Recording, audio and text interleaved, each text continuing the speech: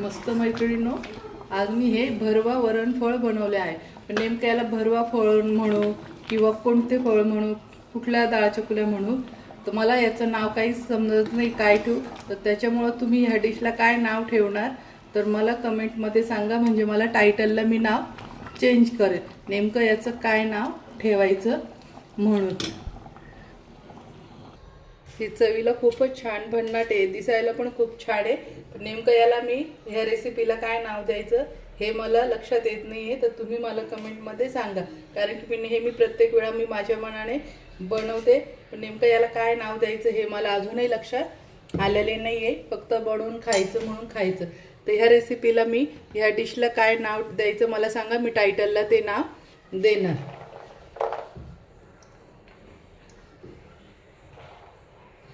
मस्त त्यात लिंबू वगैरे पिळून खूपच छान लागते.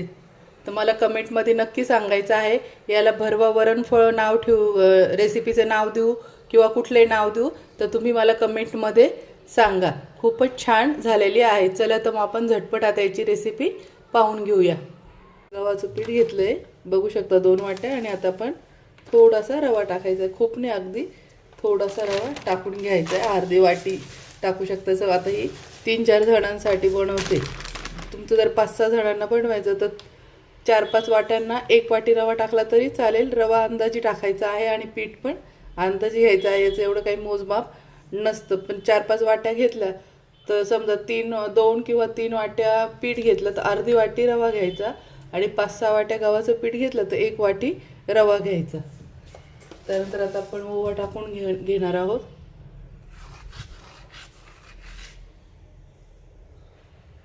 तीळ टाकून घ्यायचे आहे. त्यानंतर बडीशोप टाकून घेते.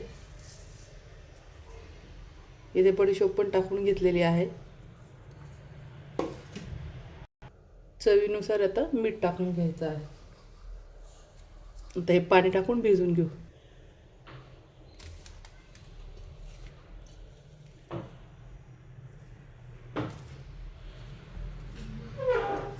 आता यामध्ये आपण मस्त पाणी टाकून मळून घ्यायचं आहे पीठ. छान घट्ट गोळा मळायचा आहे, जसं आपण पुरीला भिजवतो तसं, पोळ्यांना भिजवतो चपात्यांना तसा नको, थोडा घट्ट गोळा भिजवायचा आहे.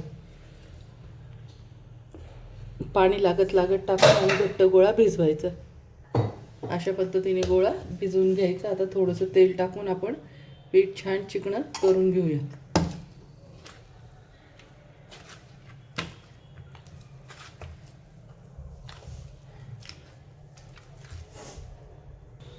मस्त गोळा छान भिजवणं झाला आहे. आता हा झाकून 10-15 मिनिटं ठेवायचं आहे. तोपर्यंत आपण डाळ शिजवून घेऊया. इथे मी आता तुरीची डाळ घेतलेली आहे. ही कुकरमध्ये शिजवून घ्यायची. याच्यात हळद मीठ वगैरे काहीच टाकायचं नाही. फक्त आपण साधी वरणाला डाळ शिजवतो पाणी आणि डाळ टाकून फक्त कुकरला 2-3 शिट्ट्या घेऊन डाळ शिजवून घ्यायची आहे. पुन्हा एकदा सांगते, यात तेल हळद मीठ टाकायचे नाही, प्लेन डाळ शिजवून घ्यायची आहे कुकरमध्ये. चला तर मग पीठ भिजून आपल्याला 10-15 मिनिटं छान झाले आहे. आता आपण असे गोळे तोडून घ्यायचे. एवढे पोळीला किंवा बट्ट्यांना आपण उंडे करतो तेवढे मोठे मोठेच घ्यायचे आहे. ह्या पद्धतीने एवढे घेऊन घ्यायचे आहे.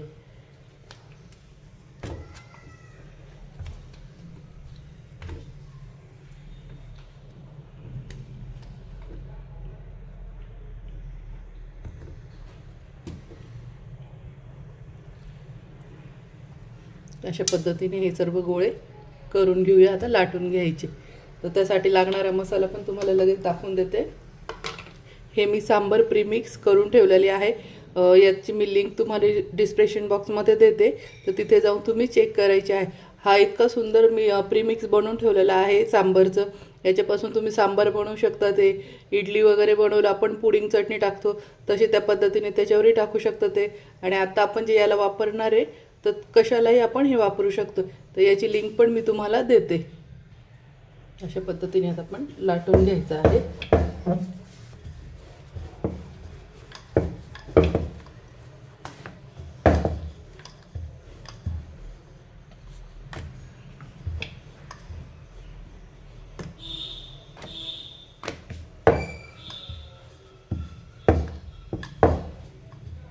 किनारी पण जास्त, किनारी पातळ ठेवायच्या आहे कारण की आपण फोल्ड करणार आहोत.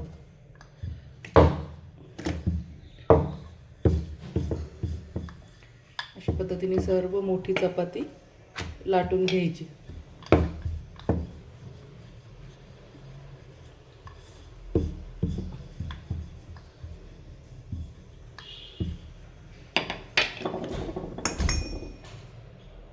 तर यावर आपण तेलाचं लावून घ्यायचं आहे.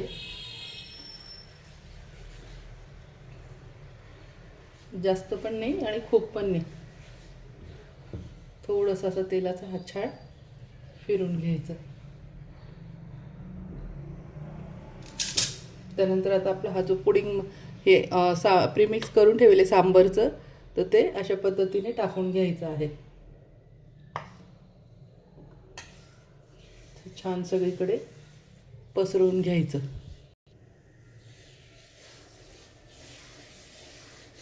खूप छान टेस्टी मसाला आहे तो. तुम्ही नक्की त्याची पण मी लिंक पाठवते, पहा. सांबर वगैरे पण खूप छान बनतं सांबर मसाल्याने. अशा पद्धतीने सर्व केल्यावर आपण आता याची पुंगळी वळवून घ्यायची आहे. टाईट पुंगळी वळवून घ्यायची आहे.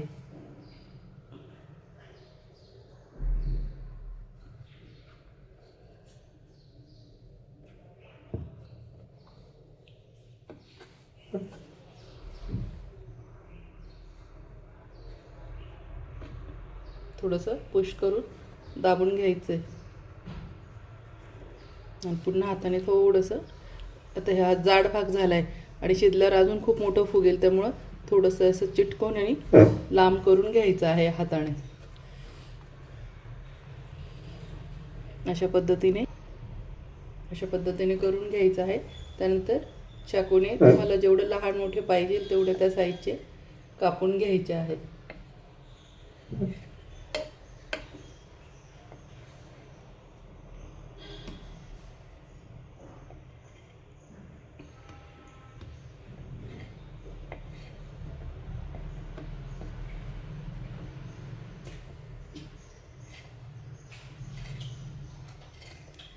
अशा पद्धतीने सर्व आपण तुकडे याचे करून घ्यायचे आहेत आणि चाळणीमध्ये ठेवून घ्यायचे आहे असे.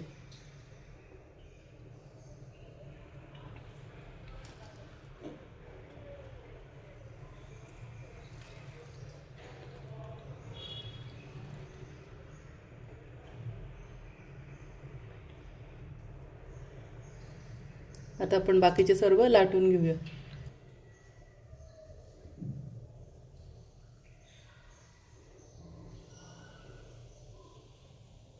अशा पद्धतीने एकदम बारीक बारीक पुंगळ्या करून घ्यायच्या आहेत. दाबत दाबत दाबत, म्हणजे ते उघडणार नाही.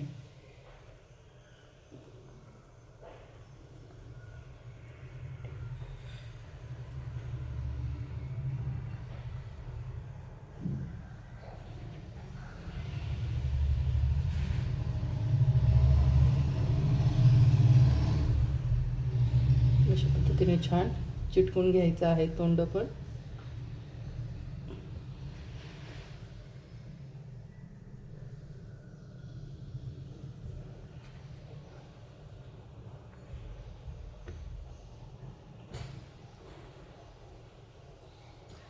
आपण ही पण सेम तशीच कापून घ्यायची आहे.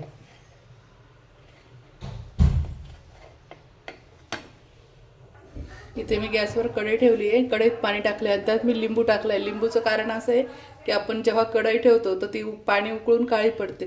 लिंबू जर टाकला तर कढई काळी होत नाही, उलट खूप छान पांढरं शुभ्र निघते. तुमची काळी कढई असेल तर पाणी टाकून आणि लिंबू टाकून असं उकळून घ्या, एकदम पांढरं शुभ्र होईल. तर मग आता आपण हे वाफवून घेऊया. त्यावर झाकण ठेवायचं आहे आणि 10 मिनटं छान वाफवून घेऊ. 10 मिनटात होऊन जातात. तोपर्यंत आपण इकडे वरणाला फोडणी देऊन घेऊया. गॅसवर मी पातेलं ठेवलं आहे. त्यात आता मस्त तूप टाकून घ्यायचं आहे.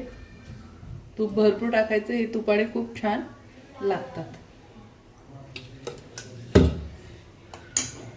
त्यानंतर आपण काही मसाले टाकून घ्यायचे आहेत. जिरे टाकायचे,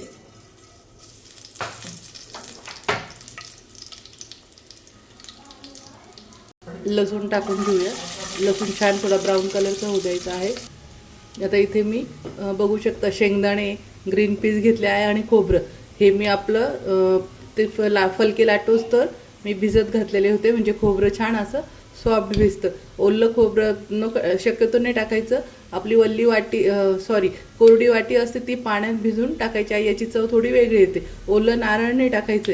आपलं सुकी खोबऱ्याची वाटी पाण्यात भिजून असे तुकडे करून भिजवायची आहे. आणि इथे मी शेंगदाणे आणि वाटाणे पण भिजत घातलेले होते. भिजेल शेंगदाणे खूप छान याच्यात चव लागते. आता आपण हे पण टाकून घ्यायचे आहे.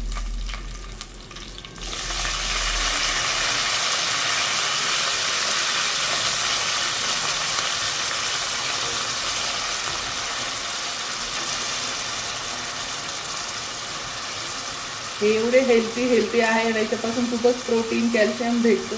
याच्याबरोबर भाजीची वगैरे काही गरज पडत नाही. आपण असं इथं 2 भाज्या चपात्या वगैरे करतो आणि मुलं नाटकं करतात खायला, पण मुलांना पण एका याच्यामध्ये सर्व भेटून जातं. आता इथे टोमॅटो घेतला आहे आणि हिरव्या मिरच्या बघू शकता अशा जाडवाल्या घेतल्या आहे. फिक्क्या आहे ह्या, पण तुम्हाला तिखट घ्यायच्या तर तुम्ही ह्या स्किप करून त्या तिखटवाल्या मिरच्या पण घेऊ शकता. ते तुमच्या चवीनुसार घ्यायच्या आहेत.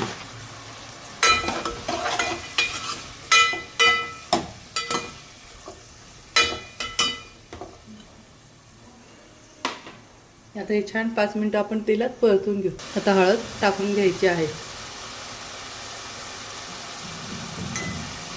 इथे 1 चमचे मी लाल तिखट टाकून घेत आहे. तुम्हाला इच्छा असेल तर टाका, स्किप केलं तरी चालेल. तुमच्या मिरच्या जर तिखट असेल तर लाल तिखट नाही पण टाकलं तरी चालेल. आता हे छान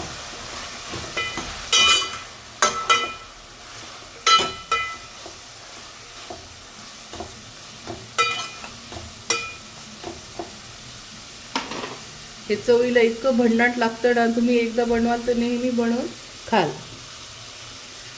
अजून आता आपण मिरचीचा कच्चापणा जाईपर्यंत 1 सेकंदासाठी ठेवायचं आहे. आता इथे मी चिंच आणि गुळाची चटणी टाकून घेत आहे. तुमच्याकडे नसेल तर तुम्ही गूळ टाकायचा आहे आणि चिंच पाण्यात भिजून त्याचा पल यात टाकून घ्यायचा आहे. गोड, आंबट, तिखट खूप छान लागतात. चवीला खूपच सुंदर लागतं.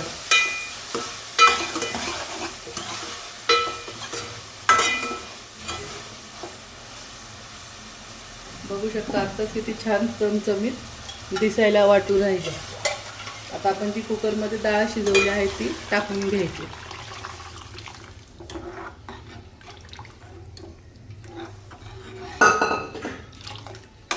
त्यात चवीनुसार मीठ टाकून घ्यायचं आहे. आपण मीठ जपूनच टाकायचं आहे. आपल्या फळांमध्ये पण आपण मीठ टाकलेलं आहे आणि सांबारच्या प्रीमिक्समध्ये पण मीठ आहे, त्यामुळं जपूनच टाकायचं आहे.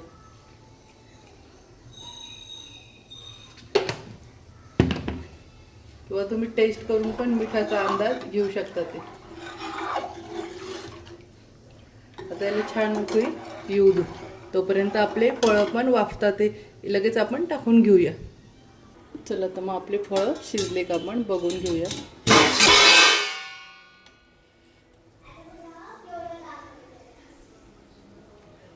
मस्त बघू शकता, चाकूला काहीच लागलेलं नाहीये. आपले वरण फळं शिजले आहे. आता आपण हे उतरून घेऊया.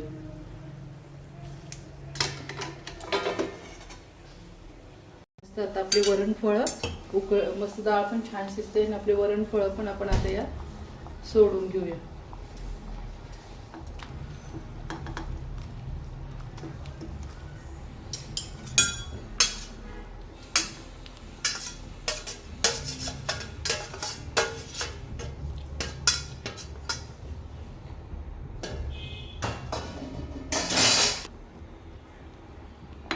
आता मस्त 5 मिनिटं आपण यात शिजून घ्यायचे आहे. बघा किती छान दिसायला वाटतं ते.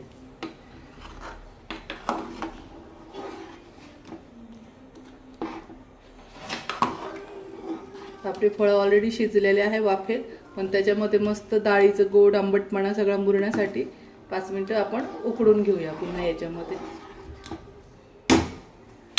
मस्त छान अशी कोथिंबीर टाकून घेऊया.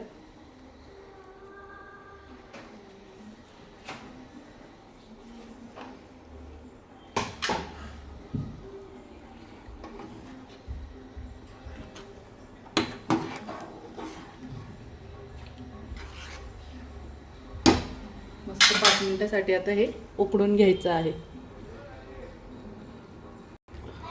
मस्त आता आपले वरणफळ खूप छान झालेले आहे, बघू शकता. मस्त फुगले, अजून वरणामध्ये टाकलं आणि दिसायला किती चमचमीत वाटतंय. तर तुम्ही पण एकदा नक्की ट्राय करा मैत्रिणींनो. कसे वाटले मला कमेंटमध्ये नक्की सांगा. आणि असेच नवीन नवीन रेसिपी पाहण्यासाठी माझ्या चॅनलला लाईक करा, फॉलो करा आणि सबस्क्राईब करा. तोपर्यंत मस्त खा आणि मस्त राहा.